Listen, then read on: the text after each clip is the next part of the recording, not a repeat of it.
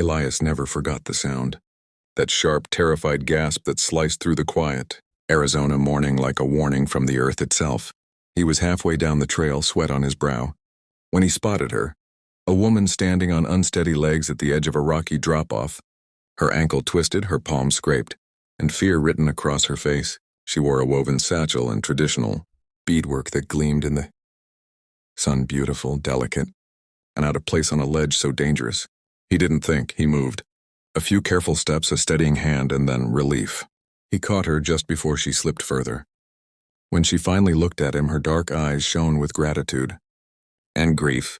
Before we continue this powerful story, make sure to like, share, and subscribe to channel name Like, where every story reminds us that kindness still matters. Elias carried her up the slope as gently as he could. She barely weighed anything, yet her silence felt heavy, as if she held an entire storm inside her. When they reached safer ground, she insisted on sitting upright despite the pain. "My name is Naya," she said softly. "You saved my life." Elias shook his head. Anyone would have done the same. That was the moment. The moment her next words changed everything. "No," she whispered.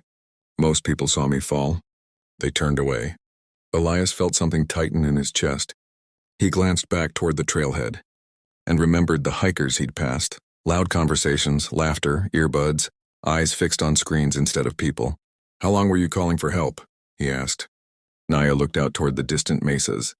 "Long enough to believe no one would come." Her voice trembled, not from fear, but from the ache of being unseen, ignored, forgotten. Elias sat beside her, feeling the weight of her experience settle in like dust on boots. He didn't know what to say, so he chose the truth. "You were never alone," he murmured. "You deserve better than to think that." She studied him for a moment, as if searching for something in his face. Proof, maybe, that kindness still existed without conditions or expectations. Then came the twist he did not expect. "No one knew I came out here," she admitted. "Not my family, not my community."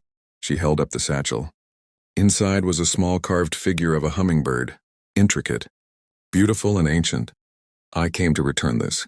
It belonged to my grandmother. She asked me to bring it back to where she prayed. But I almost didn't make it." And then, with tears gathering in the corners of her eyes, she placed the carving in Elias's hands. "You should return it for me," she said. "The person who saved me should be the one to honor her." Elias froze, overwhelmed. I can't take this." "It's yours. It's sacred." Naya smiled, a tired, grateful smile. "It's not a gift," she said. "It's trust." Those words struck deeper than any rescue, deeper than any thank you. Trust, something fragile, something rare. So Elias helped her walk to a shaded resting spot, then continued the hike alone, carrying the hummingbird. The air felt different, older, wiser, as he stepped into the small circle of stones Naya described. He placed the carving gently in the center, and something unexpected happened. He felt lighter, as if in honoring her grandmother's memory, he'd honored something in himself, too, something he'd forgotten. While rushing through life, the simple power of showing up for another human being. When he returned to Naya, she touched his arm. "You didn't have to do that," she whispered. "That," Elias said, "is exactly why I did." They shared a quiet moment. Two strangers, connected not by culture or background, but by compassion, by humanity, by the understanding that small acts can shift the world in ways we may never fully see.